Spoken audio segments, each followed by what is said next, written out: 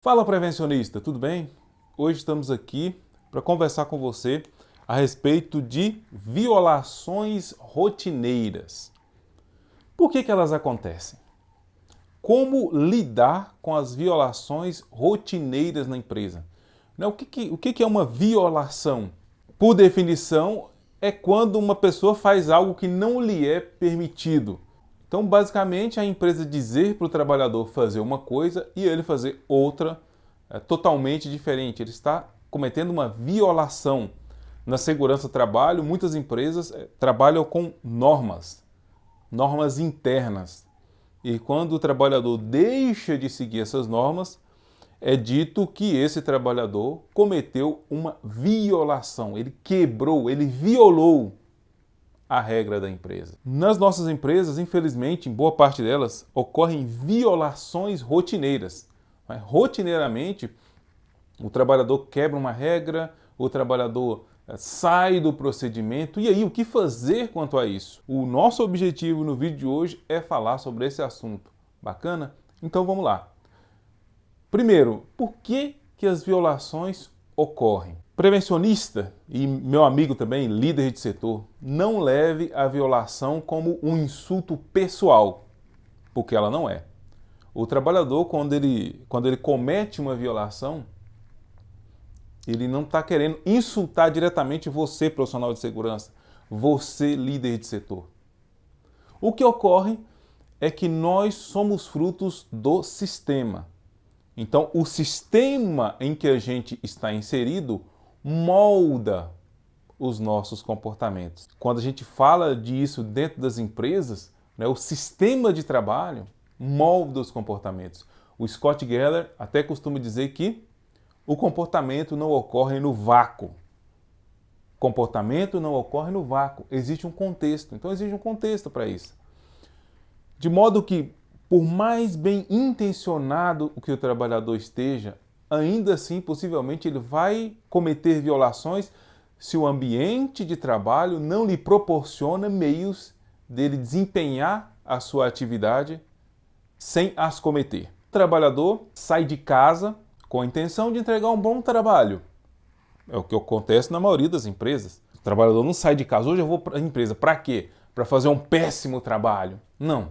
A grande maioria dos trabalhadores é bem intencionada. Sai de casa para entregar um bom trabalho. Mas quando ele chega no ambiente de trabalho, a cultura organizacional é pobre, a maturidade da cultura de segurança é baixa. Então, uma empresa com a baixa maturidade na cultura de segurança normalmente não possui um ambiente de trabalho que abrace o comportamento seguro. E aí, às vezes, para o trabalhador desempenhar a sua atividade, para ele conseguir entregar a produtividade que ele quer, ele acaba burlando o procedimento de segurança a fim de entregar a sua atividade. Aí ele faz gambiarra, ele corre para executar a sua atividade mais rápido, ele deixa de usar EPIs obrigatórios para executar a atividade mais rápido, ele não segue o procedimento, porque o procedimento atrasa, ele quer entregar o trabalho mais rápido. Então repare que sempre que o trabalhador deixa de seguir alguma norma, algum procedimento de segurança, normalmente ele faz o trabalho mais rápido, mais fácil e às vezes mais confortável. Entenda que o trabalhador, quando ele quebra uma regra, ele não está indo contra a empresa, na verdade ele está indo a favor da empresa. O comportamento não ocorre no vácuo. Olhe para o contexto de trabalho, porque o contexto de trabalho molda os comportamentos do trabalhador. A pergunta que deve ser feita sempre em caso de violação é: até que ponto a minha empresa colaborou para essa violação? O próprio conceito de cultura de segurança, o conceito de cultura de segurança, o que eu mais gosto dele, diz que cultura de segurança é o que determina quais comportamentos são esperados, apoiados e recompensados por uma organização específica. Então, olha só, a cultura de segurança determina os comportamentos que serão esperados, apoiados e recompensados pela organização. Então, a gente sempre deve se perguntar: será que o meu ambiente de trabalho está pronto para o comportamento seguro? Ou será que o trabalhador não tem saída, a não ser quebrar uma regra? Em alguns casos, é pior ainda, a empresa premia o comportamento inseguro. O profissional de segurança diz que segurança é importante, etc, etc. Mas, quando o trabalhador termina sua atividade mais rápido, o chefe vai lá, parabéns, campeão, né? Não se importando como o trabalhador fez para entregar a atividade mais rápido. Às vezes ele não usou EPI, às vezes ele não preencheu o checklist, às vezes ele não seguiu o procedimento. Então, pensar em como a entrega é feita acaba trazendo um peso muito grande para saber se vai ter segurança ou não. Porque se a empresa premia o trabalhador apenas pela entrega que foi feita, pelo trabalho que foi feito, e não pensa como ele entregou o trabalho, às vezes a empresa está premiando um comportamento de risco sem perceber. Porque o trabalhador, para fazer mais rápido, burlou todas as regras possíveis e imagináveis. E às vezes, em alguns casos, a própria empresa pune o comportamento, né, que é aquelas empresas onde o trabalhador, quando ele tenta fazer certo, os próprios colegas de setor começam a fazer chacota dele. Ah, você vai usar óculos só para cortar esse pilar de concreto aí? Só para isso?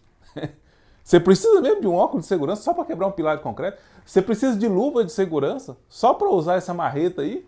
Então, os próprios trabalhadores jogam contra a segurança, a cultura de segurança da empresa, como é imatura, empurra o trabalhador na direção do comportamento inseguro. Outra coisa que a gente precisa observar é o que a gente chama de Blue Line, Red Line. Essa teoria, a primeira vez que eu vi ela foi com o Todd Conten, que diz o seguinte, né? Nas empresas nós temos a Blue Line e a Red Line. Blue Line, a linha azul, e a Red Line. Elas andam muito juntas. A Blue Line diz sobre o trabalho idealizado. E a Red Line, ela fala sobre o trabalho realizado. Então a gente tem aqui duas linhas, a Blue Line e a Red Line. Blue Line é como o trabalho é idealizado. Como o trabalho é idealizado, Nestor? Bom, no trabalho idealizado, tudo dá certo o tempo todo. Os materiais sempre estão disponíveis o tempo todo. As ferramentas sempre estão disponíveis o tempo todo. O trabalhador cumpre todos os manuais de segurança, preenche todos os checklists, segue o procedimento. As ferramentas sempre estão apropriadas. O tempo sempre é um bom tempo para o trabalhador terminar sua atividade sem precisar de correria. Isso é o trabalho idealizado. Tudo acontece às mil maravilhas no trabalho idealizado. Porém, quando chega o momento do trabalho realizado, as coisas começam a sair de controle. Falta ferramenta apropriada, o trabalhador vai usar EPI, os outros fazem chacota dele. Falta tempo, correria no trabalho. Então, o trabalho realizado acaba saindo muito distante do que era o trabalho idealizado. Então, o trabalhador começa a ter um distanciamento do trabalho idealizado para o trabalho realizado. Chegando o ponto, né, de quando esse trabalho ele se afasta muito do idealizado, ele vai tendo uma queda de padrão, ele chega aonde? Ele acaba cruzando a linha de quem? Do acidente de trabalho. Quando cruza a linha do acidente de trabalho, bum! O acidente de trabalho ocorre. Ah, Nestor, mas na verdade não deveria ser só um pouquinho aqui para o acidente de trabalho acontecer? Não. O acidente de trabalho, para ele acontecer, normalmente você tem vários fatores reunidos que se somam e acabam causando o acidente de trabalho, acabam proporcionando o acidente de trabalho. O acidente de trabalho não ocorre só por conta de um fator. Todo o acidente de trabalho é multifatorial, que possui causas organizacionais do sistema de trabalho e, em alguns casos, possuem causas comportamentais, que estão ligadas ao comportamento de risco do trabalhador, não por vontade dele, mas porque o sistema de trabalho empurra ele na direção do comportamento de risco. Então essa é uma teoria bem bacana de por que o acidente acontece. Porque o trabalho idealizado, ele é muito certinho, tudo dá certo o tempo todo, mas quando chega no ambiente de trabalho, o trabalhador tem que fazer ajustes no sistema de trabalho para conseguir entregar a sua produtividade. Nestor, como é que eu posso fazer então para evitar que o meu trabalho realizado ele se distancie tanto do trabalho idealizado, do trabalho que foi pensado, do trabalho previsto? As novas visões de segurança, elas trazem algumas respostas para isso. Por exemplo, uma das coisas que você pode fazer é avaliar as crenças da organização. Inclusive essa até no Behavior Based Safety, né, os programas de segurança comportamental pensam nisso, né? Quais são as crenças da organização a respeito da segurança do trabalho? O líder se envolve em segurança? O líder não se envolve? Né? A Dupont fez uma pesquisa que comprovou que a maioria dos líderes das empresas, eles pensam que segurança do trabalho é do setor de segurança e não deles. Isso é um erro gravíssimo, porque quando a liderança não se envolve na segurança, o trabalhador tende a não se envolver também. Então tem que avaliar as crenças da organização. Minha empresa verdadeiramente, genuinamente pensa em segurança? Existe apoio visível do líder para as questões de segurança? Ou o apoio do líder é apenas um banner na parede? Em muitas empresas é isso. O apoio do líder para a segurança do trabalho é apenas um banner na parede. Se comporte, use os EPIs, adote comportamentos seguros. E isso não engaja ninguém. Placa não engaja ninguém. Então, avalie as crenças da organização.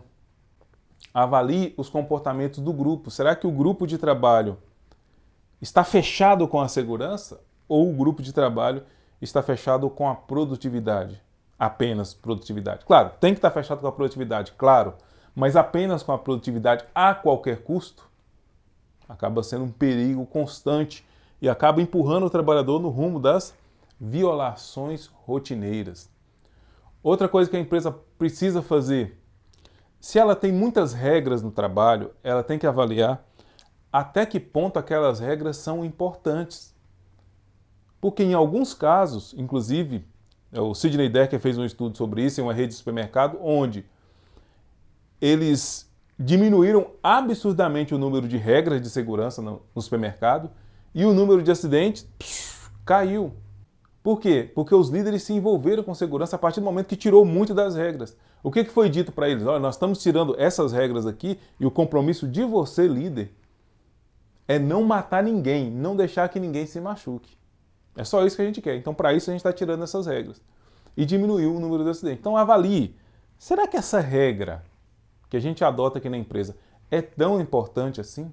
Será que vale a pena ter tanto procedimento assim? Porque, na verdade, o trabalhador trabalha de cabeça. Não adianta você ter 9, 8, 7 páginas de procedimento. O trabalhador não vai conseguir se lembrar. Muito melhor é você enxugar o quanto você puder os procedimentos da empresa. Enxugue. Enxugue. Dê liberdade ao trabalhador para pensar mais sobre o seu ambiente de trabalho. Quanto mais o trabalhador é robotizado, faça isso, faça aquilo, faça aquilo, faça aquilo, faça aquilo, faça aquilo. Quanto mais ele é robotizado, menos ele vai se sentir livre no ambiente de trabalho e mais ele vai errar. Porque o trabalhador não é um robô. Não adianta você ter 7, 8, 9, 10 páginas de procedimento, porque ele não vai conseguir seguir. É humanamente impossível lembrar de todos os procedimentos enquanto está trabalhando. Então avalie se a regra é tão importante assim. Avalie se o procedimento é fácil de seguir. Em alguns casos, o procedimento é muito difícil de seguir. Em algumas empresas, é fácil fazer o errado e é difícil fazer o certo. E, na real, a gente tem que tentar inverter isso.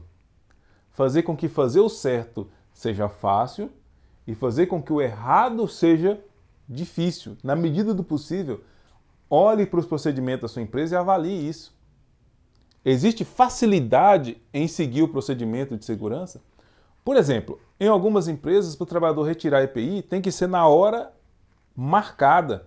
O SESMIT só fica aberto das 9 às 10 da manhã. Ok. E se o EPI do trabalhador estraga às 11 da manhã? Como é que ele vai fazer? Vai ter que esperar até o outro dia? Vai ter que esperar a parte da tarde? E se o SESMIT passa no setor e vê o trabalhador sem EPI, vai ter bronca? E se o líder do trabalhador vê o trabalhador sem EPI, vai ter bronca?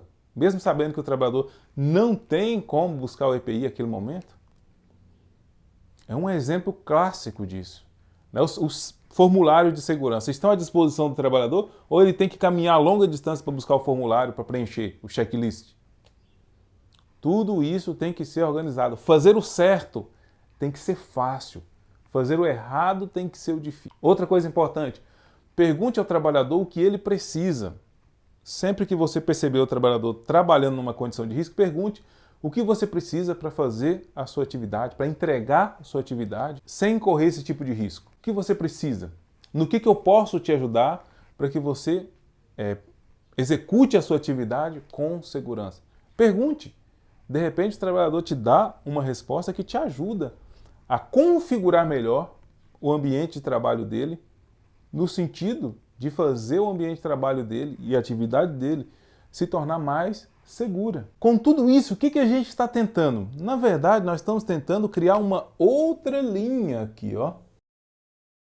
Uma outra linha. Onde, nessa linha, nós não vamos ficar nem só com o trabalho idealizado, que é 100% certinho, tudo dá certo o tempo todo, mas a gente vai assumir que em determinados momentos da operação o trabalhador vai ter que fazer ajustes, porque é impossível prever tudo o que acontece todos os dias no ambiente de trabalho. Em algum momento vai acontecer alguma situação inesperada e o trabalhador vai ter que fazer ajuste.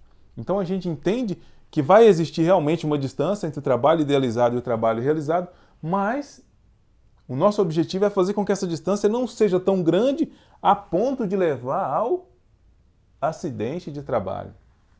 E como é que a gente faz isso? Levando todos esses questionamentos que a gente colocou aqui em pauta e também fazer com que esse trabalho aqui seja pensado diretamente na operação. Todos os procedimentos de segurança, eles têm que ser feitos na operação e não dentro de um escritório. Você não pode criar o seu procedimento de segurança para o trabalhador sem o consentimento e sem a participação dele e sem levar em conta como é a atividade dele na prática. Os procedimentos de trabalho têm que levar em conta a realidade do ambiente de trabalho. E quando a gente faz esse procedimento no escritório, a gente só leva em conta que tudo vai dar certo o tempo todo e essa não é a verdade, não é a verdade verdadeira, né, digamos assim. Então o que a gente fez aqui? Diminuiu um pouco a linha do trabalho. Agora o nosso trabalho idealizado não vai ser tão idealizado assim, mas vai ser um trabalho que a gente chama o quê? De trabalho realista. Olha que massa. A gente foge do trabalho idealizado e a gente cria um trabalho realista, onde a gente vai assumir que em determinados momentos algumas coisas vão sair do padrão mesmo, a gente vai assumir que vai haver ajustes por parte do trabalhador e a gente vai definir como isso será feito, o máximo possível, né? É impossível prever tudo. Pensar como isso vai ser feito na operação e assumir que não existe perfeição no ambiente de trabalho. Bacana? Aí a gente consegue criar uma linha onde o trabalho é seguro, onde a gente vai passar longe da linha do acidente de trabalho e onde a gente não vai estar tão perto de um trabalho 100% certo, que dá tudo certo o tempo todo, porque isso é irrealista. Bacana? Espero que você tenha gostado de conhecer um pouco sobre a Blue Line Red Line. A gente fez aqui alguns ajustes nela. Espero que você tenha gostado de entender como lidar com as violações rotineiras no trabalho. Eu sei que é muita informação. Pare o vídeo, assista de novo, anote, leve para a sua empresa e implemente. Eu tenho certeza, o número de violações rotineiras vai cair absurdamente quando a gente levar esses fatores em consideração.